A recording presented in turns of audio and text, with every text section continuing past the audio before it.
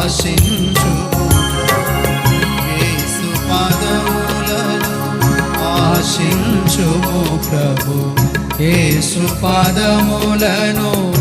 సుజనుండేసుని భజనలు చేసి సుజనుండేసుని భజనలు చేసి